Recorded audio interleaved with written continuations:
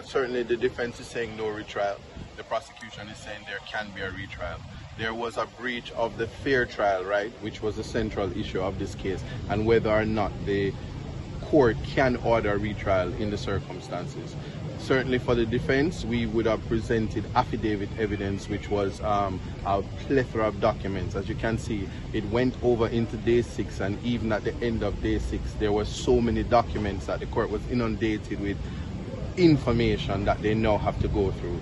I just wish to make clear that because of this, it is one of the reasons why the court now has to go through the information and have a written judgment, because this is a high public interest matter, and so the explanations coming from the court would be of great value.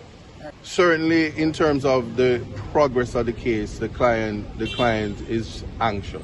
There's not much you can tell a man who wants to get out of jail as to why is it being delayed or anything like that. It is a continuing breach, and that, as I said, that's certainly where it is. And so I have no comforting words for my clients, save and to say that the court has now made it clear that they're mindful of Mr. Palmer's illness, they're mindful of the length, and that certainly they have given a time, as in the maximum time that they will be able to write the judgment and be able to hand it down. That my response is always God on time. This case is finished.